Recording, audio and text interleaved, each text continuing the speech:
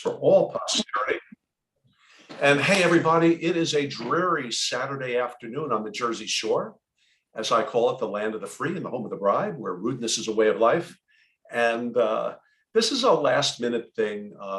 You all know Dr. Paul Henny by now, the founder and CEO of the Bob Barkley Study Club. Paul is building the Henny Center right adjacent to his home in beautiful Roanoke, Virginia. And I am goosebump excited to see this guy coming in, bringing his knowledge in his own place in a beautiful surrounding. I can't wait to get out there and eat some of his food. I mean, partake in some of his learning, drink some of his liquor. I mean, enjoy myself in his company and share knowledge with this wonderful, wonderful friend tour of almost 20 years. Paul, welcome back. I'm really glad we're having this discussion. How are you doing? I'm doing great. Got a lot of things going on right now. Trying to get the renovation addition finished up here. Should be done here in the next week or so. So then we just got to check all the boxes with the county, make sure everybody's happy over there, and then they can just start taxing us more. It's going to be great. It's going to be great. Well, it's going to be great. Of course, it's going to be great. It's another pocket to reach into. But Paul, I'm really excited. This before we get on to the subject, this was born many years ago when you discovered the work of Dr. Bob Barkley. And his princess, sadly, he was killed in a plane crash in 1977. He wrote a book that, thank God, is a treasure and really a lost treasure of dentistry, which you are on a mission to bring back. So I'm excited to see this. And I would urge all of you, if you're not on the Bob Barkley Study Club Facebook page, don't think about it, just do it. Paul's stuff is absolutely brilliant. Paul, I see you have a picture in the background there meant to humiliate me. But I did, I was like just moments before this event, I thought I'm going to ambush Alan. And so I thought, what could I do? Well, I have this photograph I'm going to show you here in just a moment. This dates back to when Alan and I were doing some consulting work together, and he came down here to my practice and we did some hands-on things as well as some new patient processes stuff.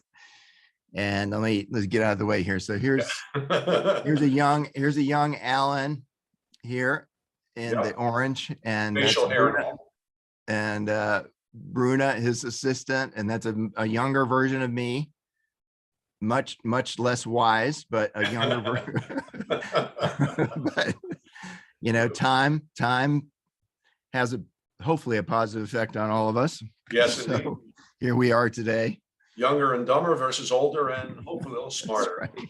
So Paul, we started getting into a little bit the employment crisis or the team crisis, or as I call it, the community crisis in dentistry. And I hate to disillusion you folks, but we're not alone. We're not alone. There is a mass exodus of employees. Paul, talk about that for a second, please. Well, I was just sharing with Alan before we came on here that as we had just really very recently talked about having this public conversation. And I think the same day that we decided that we're going to do this article came up on CNBC's personal finance section. And it says, headline, "The Great Resignation Continues as 44% of workers look for a new job." Now, as you get into this article, they're not talking about 44% are leaving. They're talking about 44% are thinking about leaving. And so this is what we have. Over half of the workers say higher pay was a top reason they'd look for a new job. But as I dug in a little deeper, they said, and almost 20% said they'd take a new job for the same pay, suggesting factors other than wages are important as well. And so we're going to get into a little bit of that today, because I think it's very relevant and timely.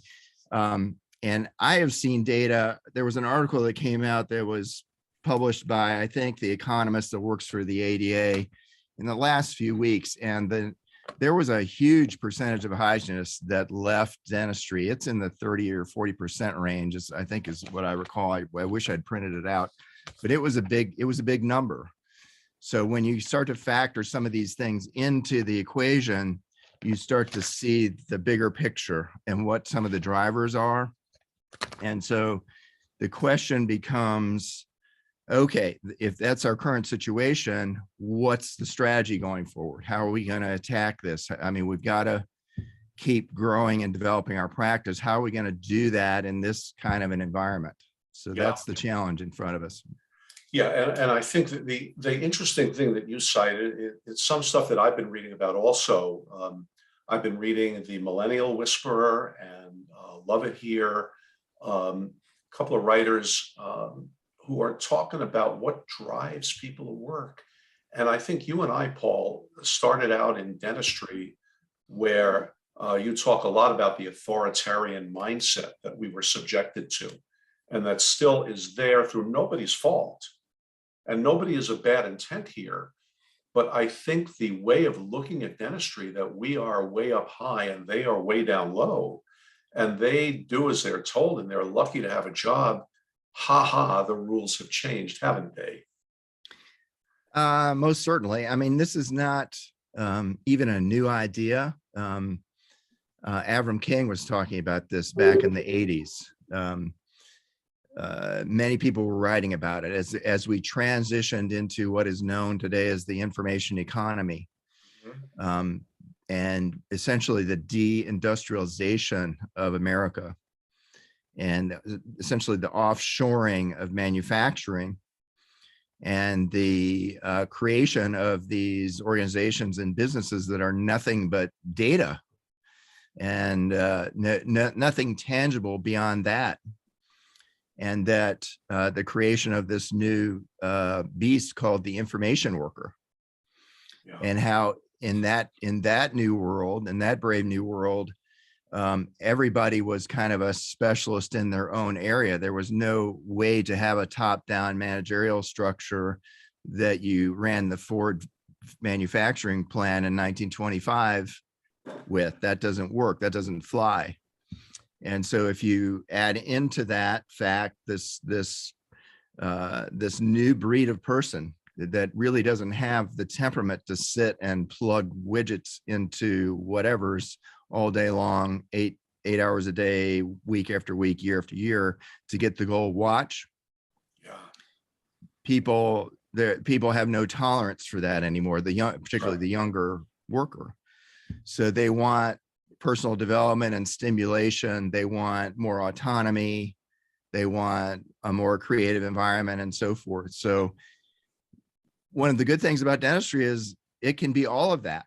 Yes. But it has to be the leader of the practice, leader of the organization has to understand that and lead the practice accordingly. So in that model, each person, and I hate to use the department phrase, the hygiene department, that's just too industrial in and of itself, but the individuals within the practice that are responsible for recare and maintenance of health and so forth, that group would tend to be identified as hygienists or hygiene support people.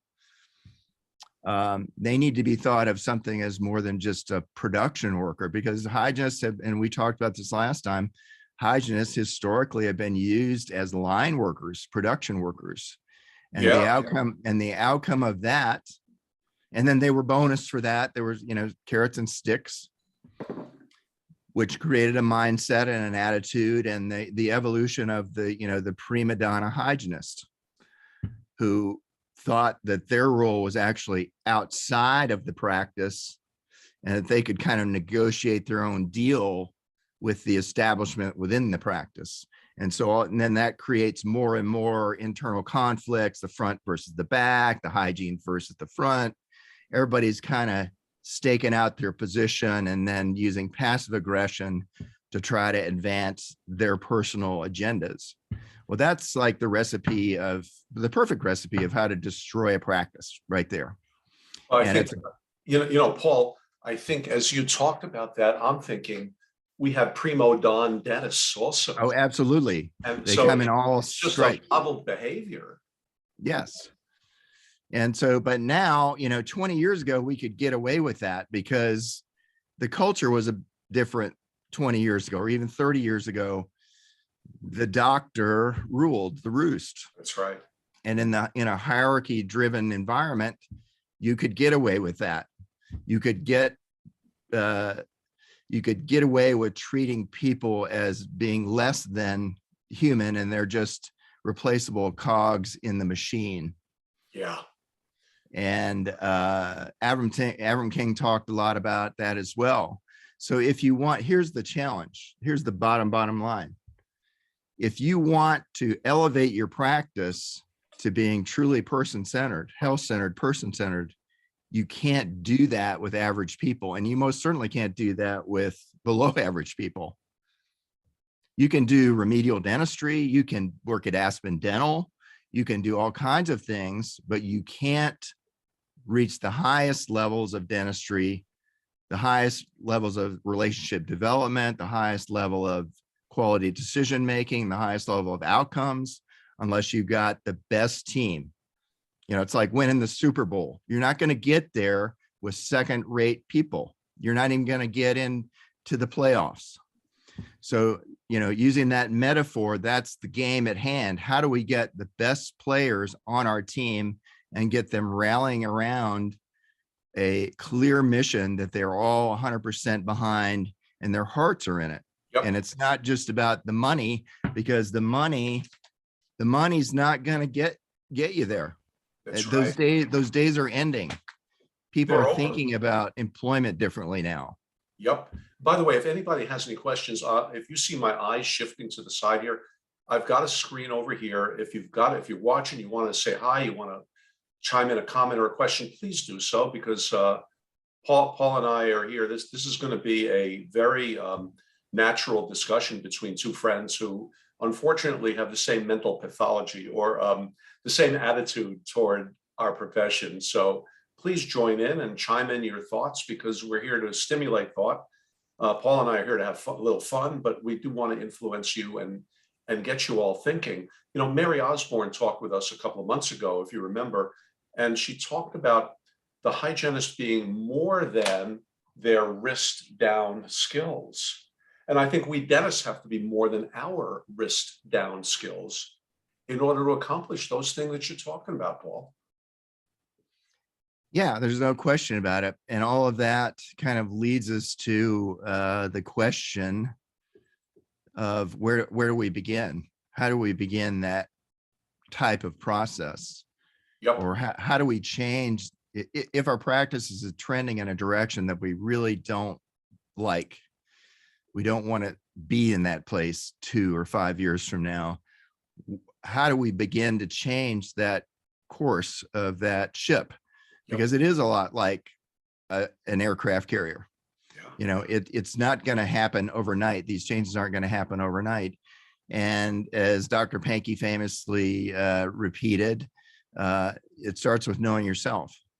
And it starts with understanding on a philosophical level who you are and what you really believe in. So you need to start with, and I know this is a conversation about hiring, and I'm starting in a very funny place for a conversation of hiring to begin, but this is where it has to begin. Now, let me just qualify this. This conversation is about how to hire people for a relationship-based health-centered practice. Mm-hmm. If you're just looking for warm bodies to plug in on Tuesday afternoons, forget everything I'm telling you. It's going to be a waste of your time. But you know, Paul, if I may, for just 1 second, I'm going to slightly disagree with you there. Since you're in Roanoke and I'm over here, you can't punch me. And if you did, I'd just hit you harder anyway. But I think that if you want to minimize the problem of turnover and discontent and bad buzzing in the office, bad vibes in the office, I think where you're going, you got to know yourself and you got to know who you are, as you said, and you got to find like-minded people for whatever it is your special mission might be. So I think you're talking universal principle here, my friend. Well, yeah, I can go with you on that. So, I mean, we're talking about compatibility. We're talking about philosophical compatibility. We're talking about, compatibility on the values level. That reminds me of something that Avram King used to say. He said, if the person that you're considering hiring isn't somebody that you're willing to take a cross-country trip in your car with, then don't hire them, which I thought was a brutally simple way of getting to the exact point. Yeah. Because if you don't like the person that well to want to spend that much time with them, which essentially you're spending whatever, 35, 40 hours a week with them, and or more sometimes, depending on the situation, then you really need to think about whether or not that was the right hire. And because if you really want to take your practice up to the next level, that's where we got to go. And real recently, I was cued into reading a book that I wasn't even aware of. It's because of Betsy's son, Josh, works for Amazon. Mm-hmm. And he's a brilliant software programmer, and he's like moved up in Amazon really, really fast to the point where he's moving into leadership. And leadership exists on a number of different levels in that organization. But the book I'm referring to is this one. It's called Working Backwards. And he started telling me about it when we were having dinner at his house recently. And he was telling me about the Amazon philosophy, and it was completely a surprise to me. And he would say he works in the cloud area of Amazon. So he works with big clients that need server access to cloud services. And basically the philosophy of Amazon, believe it or not, is customer first, client first, what they call customer obsession. And they begin with knowing the client, know your patient, the old Dr. Pankey thing. This is very cool. This is an Amazon obsession as well. So they have, basically three kind of legs to their cultural stool: customer obsession, without any, this is interesting, without any competitor obsession. So they're not focused on what other people are doing. They're focused on what their clients need and understanding that really well. Dentistry, don't we? Yeah. And then the second leg of the stool is a willingness to think long-term, meaning there might be some things that you're doing today that may not pay off big dividends now, but they're looking over the horizon. In other words, they're working with a strategic plan that's 5 and 10 years out. They're not just looking at today, and too many of today's companies, including dental practices, are just looking at the bottom line today or this week or this month. And they've got to be projecting a lot farther forward, really. If this is what you want to do, you need to be thinking over the horizon and adapting to those situations. And then the third leg of the stool is what they call operational excellence. So, you got to deliver on the promise. So all those things are very relevant to us here in dentistry. Yep. And what was interesting, and I'll share with you as this conversation goes along, some of the ideas that Amazon does with regard to hiring, because Josh has told me he's involved in that. They have an aspect of their hiring that's called the bar raiser process, which gets you to thinking about hiring differently, because most of us think about hiring as like the least desirable thing we ever want to have to do, because it often happens at a time where we're absolutely not ready to deal with it. And it's just not, it's not in our repertoire. HR is like not our thing. And so it makes us uncomfortable. We're usually not prepared for it. And as a consequence, we make bad decisions. We make bad decisions for the reason of what's known as urgency bias. Urgency bias is a fear-driven decision because I need a body here yesterday because it's going to affect my production. And so when we have an urgency bias, that tends to lead us into confirmation bias. In other words, we tend to see in this person the things that we that we need, Yes. not necessarily that's there.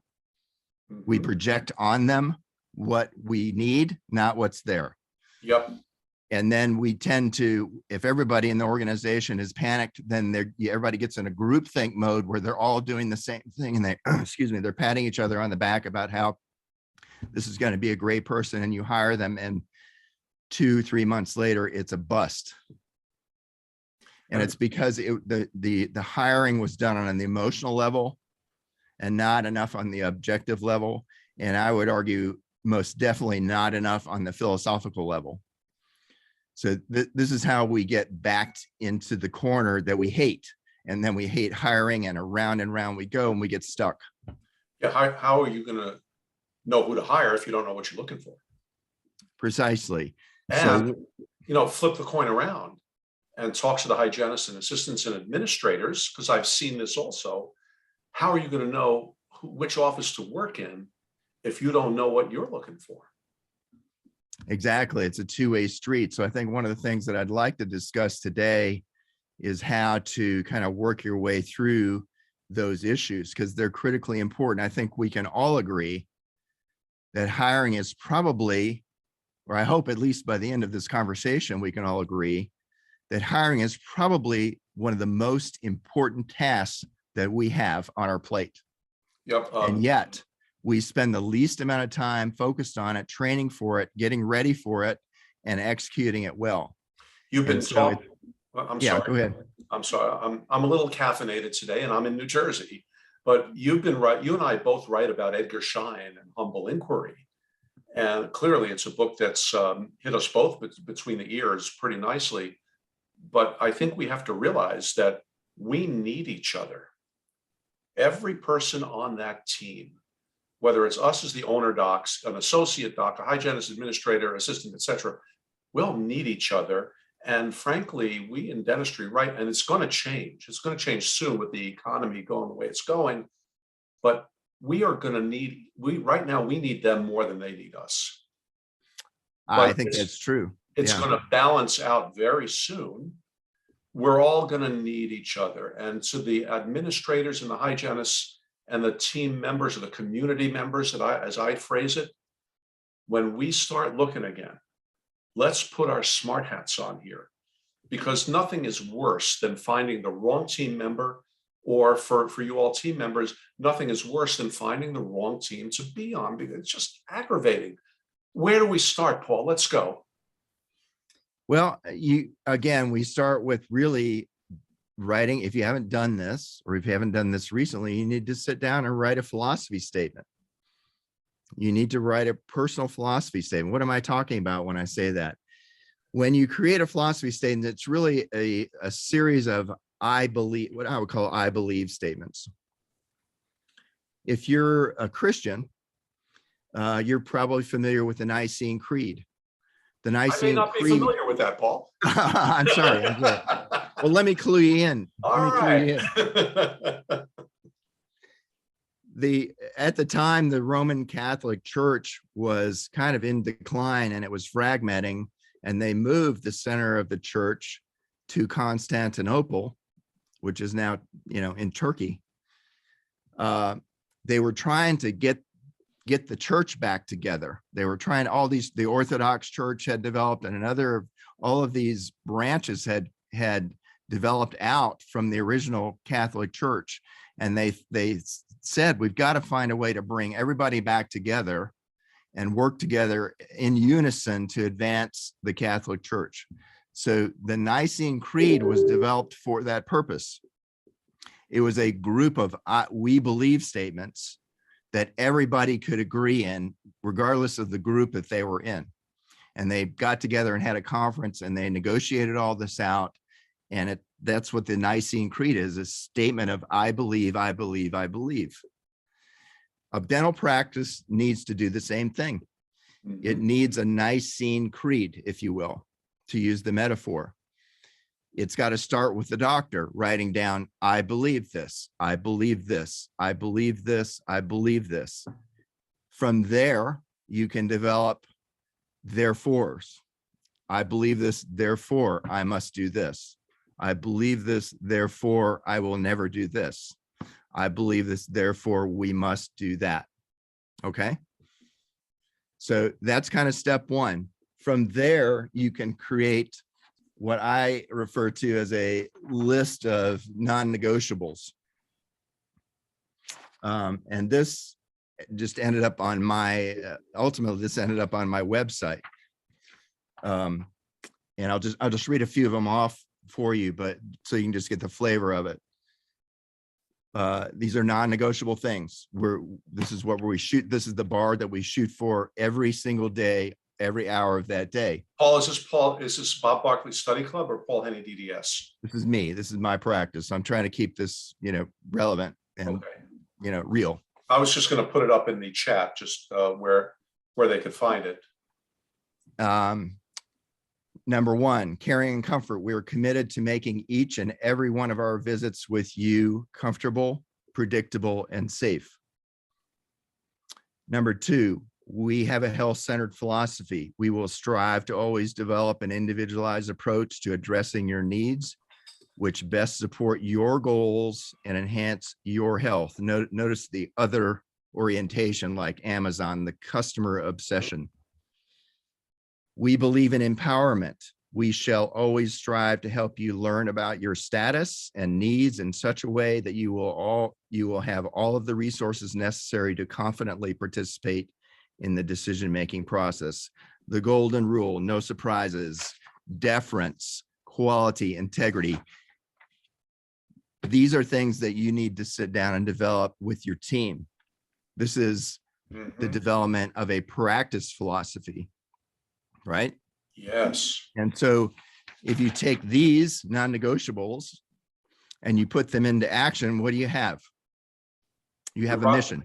You have a mission. A foundation, a mission, a vision, a purpose. You have a mission statement, effectively. And when you have the team participating in it, you got ownership.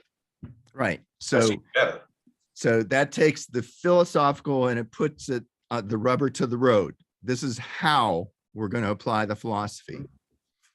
So as Jeff Bezos says, writing a philosophy is just the beginning. That's not creating it. So that's step one. Applying it, creating a mission, and then executing it is step two. Okay. Now we're at the point at which we can say, okay, these are the things that we believe in. These are the things that we must accomplish day in and day out. Who do we need to help us get this done? Okay, so now we're at the employment step. Okay, I'm 3 steps in. We as dentists do that backwards. We hire somebody, and then we try to wedge them into things that we believe and do. That may work sometimes, that may not work sometimes, but it works not well enough that it makes us very frustrated and avoidant of doing this work on the front end.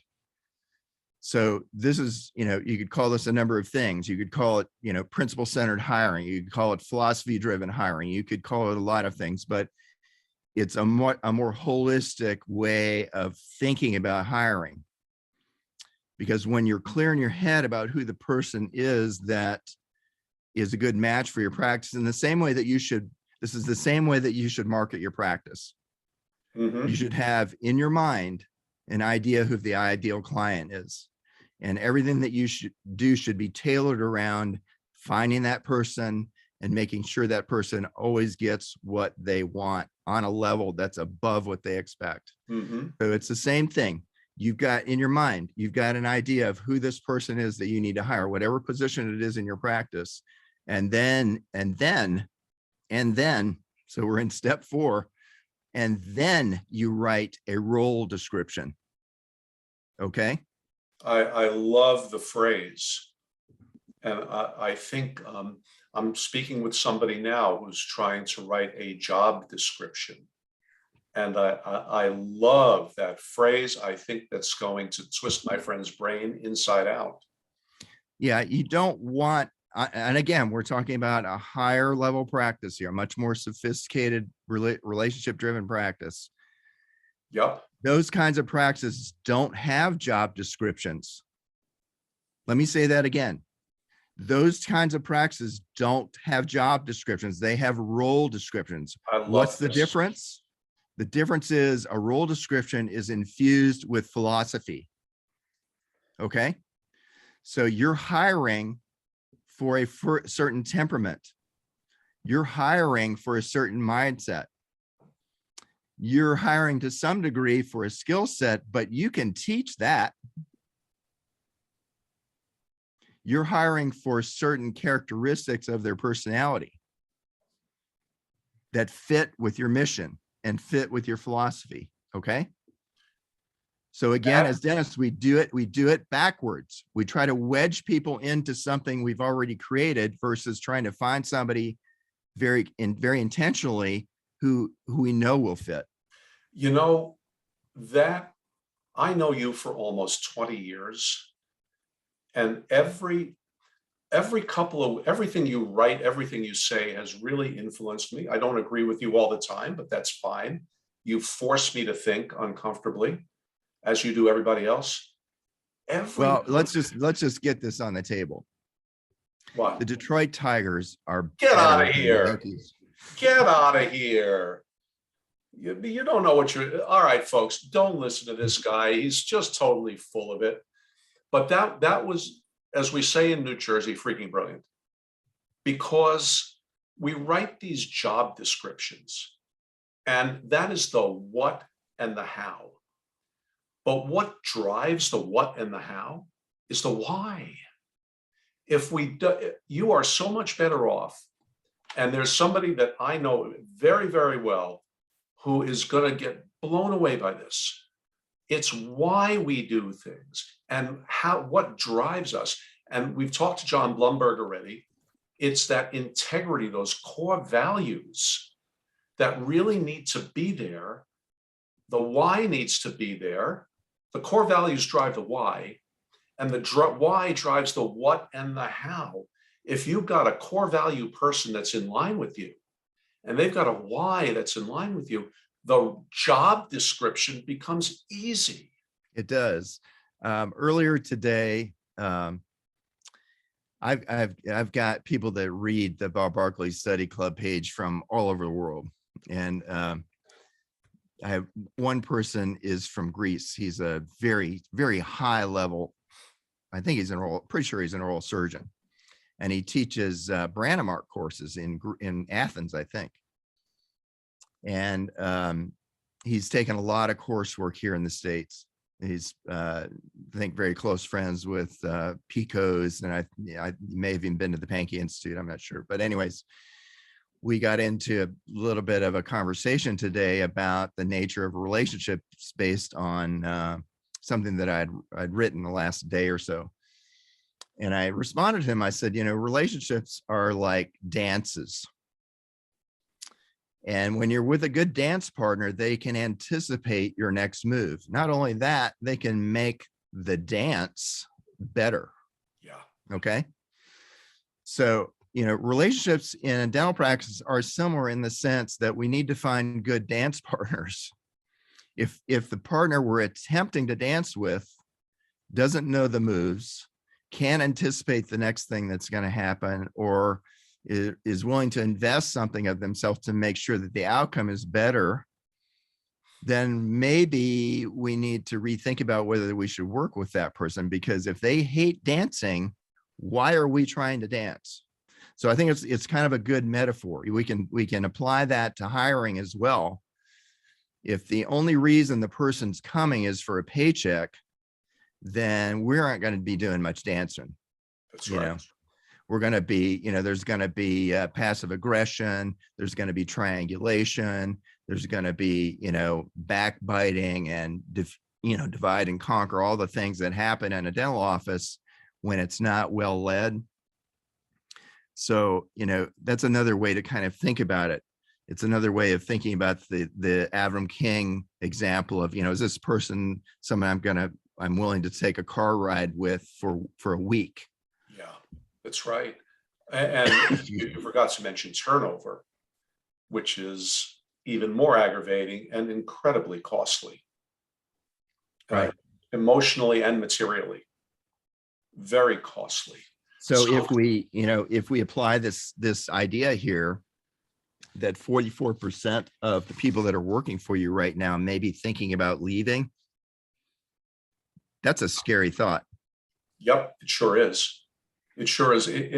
And we've seen, Paul, on all the sites that you and I visit, the 5 zillion an hour hygienist, or the I know dentists who have had 5-figure sign-on bonuses, and that has led to, that is the I'll adopt a Christian word here. That's a road to perdition. I think that's the right word. Isn't that hell? What could possibly come of that high salaried, limited productivity person at any point during that engagement? I think it's misery. I think it's burnout. I think it is wrist down wear out. And it's anything but satisfaction. And we're seeing that you got to have a certain baseline of salary. You have to. Well, I would argue that I'm gonna disagree with you. All right, let's go. Bring it, Bucko. I think that you need to be willing to break the mold on what you're willing to pay somebody based on what they're going to bring to the game or to the dance. Yes, absolutely. Okay. So if your history is an average to slightly below average hygienist who's like, punches the clock, doesn't really contribute a whole lot to making the organization better, isn't focused on raising the bar, isn't particularly a good team player, kind of subtly creates a lot of conflict. If that's the best that an average hygienist can bring to the game, then maybe you need a higher salary to be matched to somebody that is bringing all of it. Right. And so, and this is a person that's thinking ahead. They're thinking about developing themselves in the same way that we do as a dentist. Maybe they're wanting to learn more about lasers. Maybe they want to learn more about behavioral dentistry. This is a person that's has high IQ. This is somebody that has high EQ. This is somebody that's an above the rim player. You're not going to get that person and pay them average salary. I'm sorry. Oh, of course not. We are on the same So page. I think you need to, I guess the bottom line is you don't want to do that. You don't want to put these big high salaries up there out of desperation. But I think if that it's worth every dollar of it to pay that person more if they're bringing it every day. That would be my point. No argument there. I'll make a Yankee fan out of you. Yeah. But where I was going, and I'm sorry it came out wrong, is we can't expect somebody to be burning plaque up at a rate of 3 times absurd salary, 20 minutes upon 20 minutes upon 20 minutes without any meaning, without any value. That type of position is going to lead to nothing really good. The thing that you're talking about, and the thing that you and I try to bring into our offices, is worth every daggone penny that we're talking about. Yeah, I'm talking about a hygienist who probably gets an hour long for an appointment, maybe even longer than that, Yes. because she is like, or he, in the game with their mind. Yes. And so that's almost another category. That's like a SRDH, super hygienist. Yeah. Okay. Yep. The empathy factor, the generous listening factor, the outward mindset, the humility, and the deep desire to make people's lives better and learn. Yeah. I mean, that's what you and I are looking for. You have it, I have it. And hopefully the hygienist community out there is going to start thinking about what they all want and what they all see as a fulfilling, prosperous career, and bring those values. And, there's nothing, if there is a practice out there because there's a call for it, who needs that to either receive or do that 20-minute prophy or that quick single tooth fix, cool. But you can't have a Paul Henny in a single tooth practice. You can't have your hygienist or mine in a high volume, rapid turnover. But there are people out there who get off on that. They thrive on it. And there's I can patients tell who you gotta have it. that, I can tell you that because I just went through a recent cycle of hiring hygienists. And I think we talked a little bit about this last time. But my hygienist has some physical challenges and had to take some time off. She previously had a rotator cuff surgery, and she just was at a point, even though she had a lot of time with the patients and hour-long visits and all of that, it just was physically too much for her. So the time came where, and we're still transitioning her out right now. The time came that I had to hire somebody else. Mhm. And I can tell you that if you're clear on your philosophy, if you're clear on your non-negotiables, if you're clear on your mission, and you can write a good role description, you can post it on, this is what I did. I posted it on in this website called Indeed, hiring website called Indeed. I don't know if that's popular where you are or not. I've used it. I got tons of applications, and these were not unemployed people. These were good people who were already working, who wanted to level up. Okay. So they're working in a practice that maybe their emotional needs aren't being addressed very well. They're part of that 22% I was referring to earlier. So with a little bit of an enticement of good compensation, they were at my door with an application. And so I was able to select out an SRDH, who is honestly the best hygienist I have ever had. I've been practicing for 36 years. That's a big statement. Yeah. We're talking COVID time. I hired the best hygienist I have ever had. And be honest, I didn't think that was even possible. I thought I had a good one before. So one point I think you need to take away from this conversation today is every hiring situation you get into, it gets psychologically desperate, right? Yep. Especially and the urgency bias thing kicks in. All right. And you're freaking out. Your limbic system is screaming at you. Right. Yep. When in fact, what you should be doing is thinking using your prefrontal cortex and going, this is the opportunity for me to raise the bar. This is the chance for me to make things better. Okay. But that's only going to happen if you approach it in an organized way where you're not panicking and freaking out about the situation. And I know that's hard. I know that's hard. I know that's hard.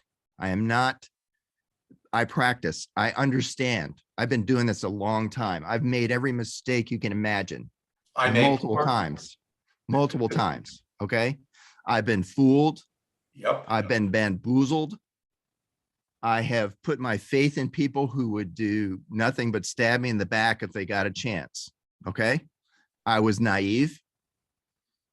All right. It took me a long time to learn about people. It really did, because I came from a fairly protected middle class, experience. I think my assumptions about the world and other people were incredibly naive, which led me into making bad hiring decisions. I'm just going to put it out to you right now. I assumed other people thought and were motivated by the same things that I was. I was wrong. Okay. I'm telling you right now, but you can learn how to do this stuff and get better at it. Think of every hiring opportunity as an opportunity to raise the bar. Yes. Okay. I was going to ask you a question and you answered it already, because everything you said addresses something that I talk about, and that is, why would anybody in their right mind work in your office? And the answer is, it's got to be the person in the mindset that's established in those 4 critical steps. And damn, Paul, it's the role description. That Right. And I think it's you right need there. to, we need to, when we're one of my favorite Charlie Vera Papa quotes is, when hunting, always go to the game preserve. Okay. It's quite simple. Okay. This is what we want to do. We want to set the stage up so that you're attracting the best of the best. When we attract the best of the best, we invite them in as a guest for a conversation, not an opportunity to fill out a bunch of damn forms. Okay. This is the same way you should be managing your new patients. Yes. You welcome them as a guest at a private time, just you two, and talk a little bit and get to know each other and get a very intuitive feel about who this person is, and let them talk about themselves and how they see dentistry and their experiences in it. This is called a behavioral interview, by the way. And have them explain to you, certain situations that they got in, challenging situations that they, had to resolve and how they did it, or how they managed conflicts, all these things. Try to get a sense of what their philosophy is. Okay. Are you hearing me? Yeah. What is their philosophy about dentistry? Has it been corrupted by their previous experiences? Or is it kind of lingering in the background, just yearning to come out, but the systems they work in won't let it happen? Do you hear me now? This is really, really important. It's about Now, them. It's right. about knowing who they are. All right. Know your patient. So you've gone through all these steps. You've written this very effective role description. These people are emailing you with their resumes. You may do a phone screen. You may choose to bring 3 or 4 of them in to talk to you personally. And you try to get a feel for them. And then you want to, after they leave, you want to make notes, or maybe even during the conversation, just make notes about what you're feeling and observing, key points. All right. When they leave, you're going to write down about a page, maybe a 1 page worth of a description of how that went. Why do you want to do that? Why do you want to do that? Summarize in your head to get a clear idea of what was in here. Yes. Yeah. There is no difference. Hear me out. There's no difference between thinking and writing. You've got to use your left hemisphere. You've got to be less emotional. When we get involved in urgency bias, we forget about objectivity. Writing it down forces you to think and get it down concisely. All right. So you've got this person, maybe you've found 2 or 3 that you feel pretty strongly about. You might want to bring them for it. Then you have them fill out an application. Okay. Everything in my world is backwards and upside down. Okay. If you're going to follow me, you got to throw out the rule book. If you like the conversation, then you invite them to apply. And then you have a more organized interview, probably with more, a couple of your key leadership team. And then you all do the same thing again. You all make notes and you all write it down in a narrative, what you think, and you don't share it yet. Then you have a hiring meeting and you pass your narratives out to everybody. Everybody reads them. And then you have a conversation. What have you done? John has just jumped in here. This is good. All right. So what have you done? You've created more of a 360 degree kind of observation. Yeah. of the person, and you've bypassed confirmation bias, and you've bypassed groupthink. Okay. You're sticking with the objective. And if everybody agrees, we all really like Sherry. Sherry blew me away. I couldn't believe she said this, da, da, da, da. Okay. Then you bring her back again, and then you start negotiating how she's going to be compensated. And if she's an SRDH, throw away the damn rule book and figure out how to get her on the team. Okay. So you're really building it. What we were doing classically or historically was building from the roof, starting with the roof and building down. And here, where we start with a philosophical statement, we start with our beliefs, we start with our non-negotiables and who's going to fill that role. Paul, it's brilliant because we're starting John Blumberg with integrity. And then we're building up from there and looking for the person who fits that model that we've create the daggone model, and then plug the right person in to fit it. And I think, Paul, and I'm glad I don't have to deal with this right now. My team is so solid. I'm just thrilled. But in this dreadful time, we have to realize also that there's how many hygienists sitting on the sideline wondering what the heck they're going to do with their lives. They see a statement of attraction like what you're talking about, you'll get them. All right. Well, let me give you another little free factoid. Life happens. Okay. Yes. You see this person back here? Bruno, your former employee? Yeah. Bruno. Yep. All right. Tell the story. She suddenly had to go. Yeah. And it didn't have anything to do with what you were doing. Nothing. Right. Bruno was at the time the best chairside assistant I had. And we did drive in a car with Bruna and Melissa, who was our hygienist at the time, who left us. And we took a car ride from New Jersey to Roanoke. And that was an 8-hour, that's plenty of a ride. And we took a ride down to your office and we had so much fun. And we were doing great. We learned a ton.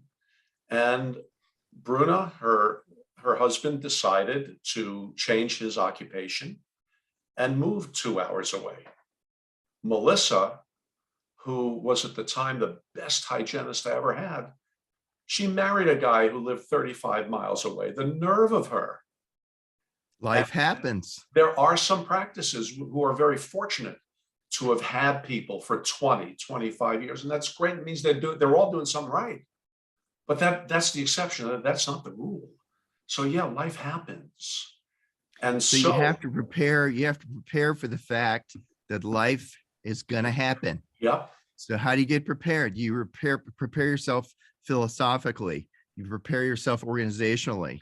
You create the tools in advance so that when this happens, and it's always going to be at the most inconvenient time, you can go to the shelf because you've already thought about this. You don't have to panic.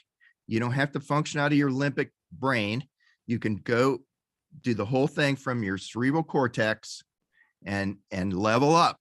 Okay, we got another opportunity to level up. Yep. Let's do it. Let's get the hiring team together. Let's raise the bar. Let's do it. Yep. Easier said than done, granted. And the stress is going to be there because there's going to be a void in your office, granted. But when we're prepared, it's a whole lot easier to deal with and a whole lot more predictable. Yeah. Absolutely. I mean, when you hire behaviorally and you do it in an organized way, it's much, much less likely that you're going to make a bad hire. Yep. Yep. Okay. Nothing's guaranteed because this is art. It's not science. Life happens. Nothing is guaranteed. Paul, okay. 1 hour of pure gold. I cannot thank you enough. You are my friend, Tor, and you challenge me whenever you say something or write something. You know, this baseball thing, you're a little warped, you're a little perverted, but you know, we'll put up with it. Our friend Sandy Parrott is also a rabid Tigers fan. I put up with him.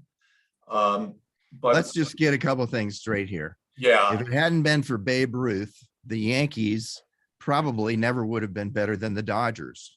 And the Tigers with Ty Cobb and Greenberg and all the greats all through Kaline and my childhood, that it's just clear and obvious that you just got, well, it wasn't luck, it was money. You bought Babe Ruth from Boston. Tradition, baby. And, I have a little esophageal reflux, so I could use a little alkaline in my system. Paul Henny, you are a gift to dentistry. You're a gift to me as a friend. And Dan, we're going to do it again real soon. We're going to get my friend Kara Kelly on here in a couple of weeks, who is a human resource professional who works in dentistry. And Kara's going to talk about something real close to your heart, the psychological contract. So that should be very interesting. John Blumberg is here with us. John and I are going to be making an offer to the community real soon. And you're going to hear from a whole lot of people here. We're on a roll here. Paul, Bob Barkley Study Club, anybody watching this who's not on there, get on there, please. You'll thank me when you get older. Paul, stay with me a moment. I'm going to end the Facebook Live. Live healthy, get some exercise like I did, 45 minutes on the rower this morning and a 4-minute plank.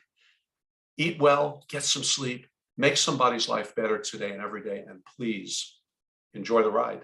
I'll see you later. And let's see, how do we stop this? There we go. There we go.